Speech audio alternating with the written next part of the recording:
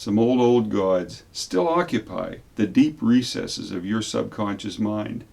Would you like to know who they are and how they help mess up your real life? The Essence of Reality explores how the psyche, which you are, creates the reality you encounter.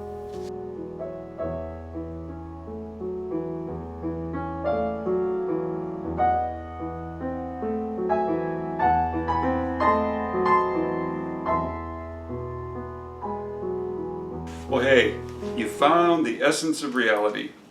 We explore life here, as in the nature of your consciousness. That is how reality really works. Religion creates its own unfounded truth, having nothing to do with reality, and science doesn't cover it either. Indeed, both of them hide life's real flow. You create your life's qualities. No God does, no external power source does, you do. To see how that works, stay tuned now and hey, come back later. We got a lot to cover. This clip looks at religion with a focus on luck. My guess is you believe in luck without ever considering how it might work in reality. Luck is so built into our Western thinking that practically everybody simply accepts it. You know, lots of luck. Hey, lucky you. Good luck with your venture. Tough luck, man. Luck is a greeting, a salutation, daily entreaty. But I'll tell you what, luck doesn't exist, however much it seems to. Tom Nair here, Exploring Consciousness. These insights draw from my website, my books, and many talks to open-minded groups.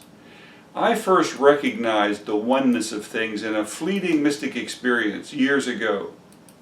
But to see that oneness clearly, it took me years to scrape away old flawed beliefs. My inner journey led to what I call clear awareness, seeing life clearly without a veil of beliefs to distort its perception. You can improve your life, your health, your relationships, your success by delving into the deeper mind. There, within, you find and can change inner roots to outer problems. One vital element to growth is rooting out beliefs that simply aren't valid, however common and deeply entrenched they are. Luck is one of them. So usual in shared thinking that it's practically invisible. When you encounter events in life, whether greater or lesser in importance, you constantly try to make sense of them, to understand the impact. You compare situations to your store of knowledge, your accepted explanations, running it quickly past your belief structure as you evaluate it. That situation alone, filtering impressions through your belief system, pretty much guarantees that your beliefs will be confirmed and reinforced. If you think some God makes things happen, that's how you'll interpret events. If you strongly adhere to science, you look for causes to events in real-world forces, and you'll find them there. Whatever your beliefs as to causality, what makes things happen, your conclusions will fit your expectations.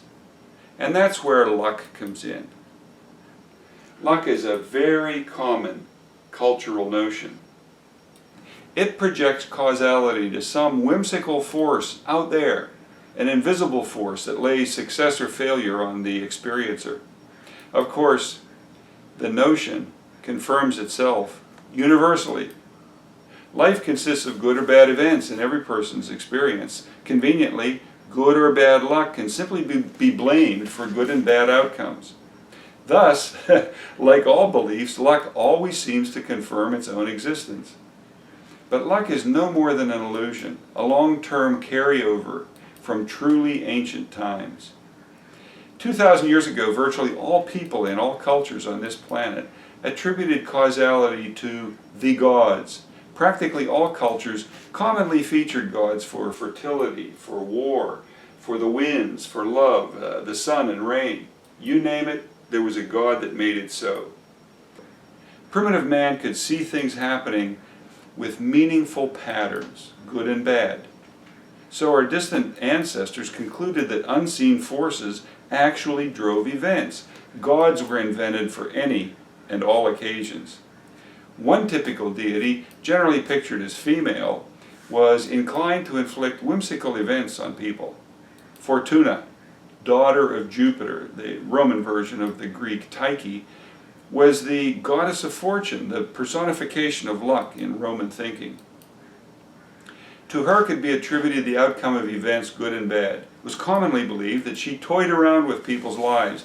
Even with the spread of Christianity and its single God, thoughts of fortune as a force behind life's unpredictable outcomes never completely died out, and it hasn't to this day. Anytime you use the word fortunately or unfortunately, you unconsciously attribute power to a god long thought exorcised from life, Fortuna. At some point, Western culture imported the Indian goddess Lakshmi. You know, that Hindu goddess with the 4 arms?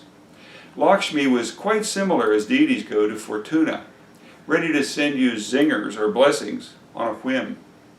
Some ancient notions never die out. As generations pass by, children pick up the same ideas their culture touts as to how things work. We all did that. As children, we learned to see reality like our parents and our culture taught us. Amazingly, luck and fortune, as residue of archaic gods Lakshmi and Fortuna, reside in your mindset 2 millennia later, offshoots of primitive gods blamed for inflicting events on you outside your control. One would think Fortuna and Lakshmi long since relegated to the underworld of deceased gods and goddesses, but no. There they thrive, alive and well, occupying the senior retirement center of your own personal belief structure. In reality, consciousness manifests patterns consistent with its overall nature. As seen in its complex subconscious, you attract patterns in life. My website, this series, and my books all detail how to delve inward to find roots to patterns. Change within the subconscious always elicits outer change. That's how life works. The real problem with believing in luck is not just that it carries on superstitious old ideas. The problem is it projects power, creative power, in your life out to an imagined source. In believing luck and fortune to be real, you see yourself as powerless in driving your own life.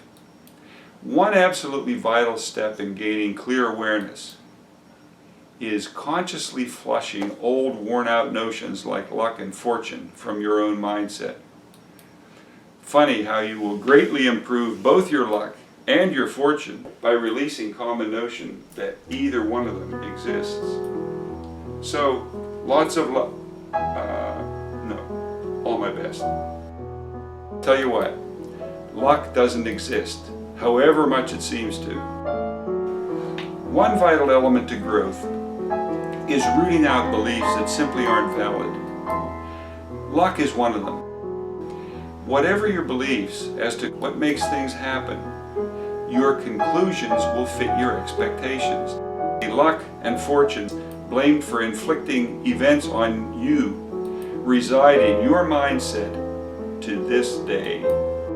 You attract patterns in life. Change within the subconscious always elicits outer change. That's how life works.